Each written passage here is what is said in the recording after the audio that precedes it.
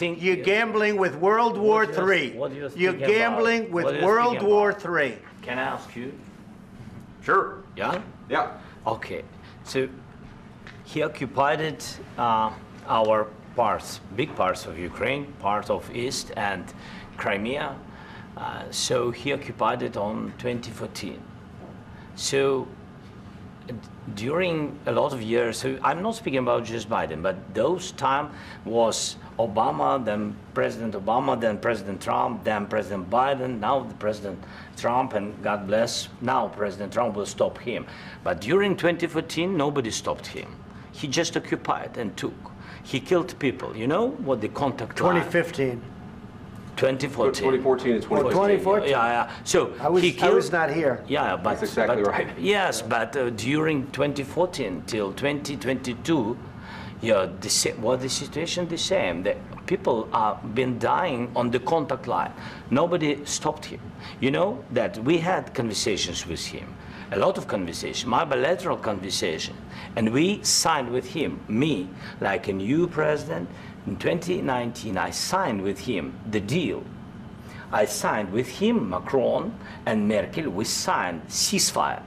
Ceasefire. All of them told me that he will never go. We signed him with gas contract. Yes, but after that, he broken this ceasefire. He killed our people and he didn't exchange prisoners. We signed the exchange of prisoners, but he didn't do it. What kind of diplomacy, JD, you are speaking about? What do you mean? I'm talking about the kind of diplomacy that's going to end the destruction of your country. Yes, but if you Mr. President, with respect, I think it's disrespectful for you to come into the Oval Office and try to litigate this in front of the American media. Right now, you guys are going around and forcing conscripts to the front lines because you have manpower problems. You should be thanking the President for trying to bring an end to this conflict. Have you ever been to Ukraine that you say what problems we have? I have been to. Come once. I've actually watched and seen the stories, and I know what happens is you bring people, you bring them on a propaganda tour, Mr. President.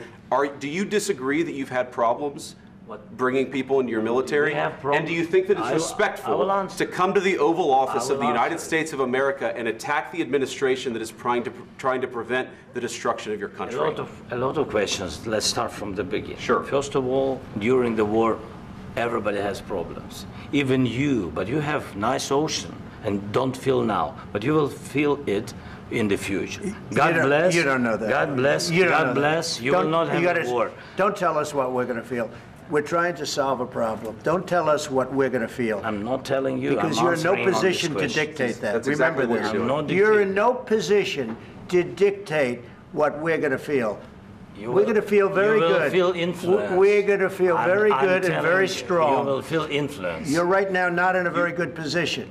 You've allowed yourself to be in a very bad position, and he happens to be right about it. From the very beginning of the war. You're not in a good position.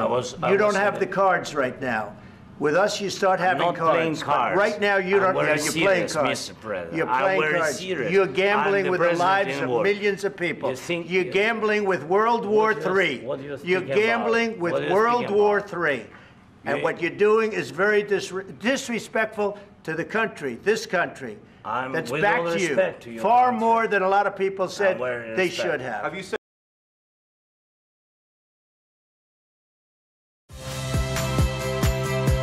Saya Friska Clarissa. Saksikan program-program Kompas TV melalui siaran digital, pay TV, dan media streaming lainnya. Kompas TV, independen, terpercaya.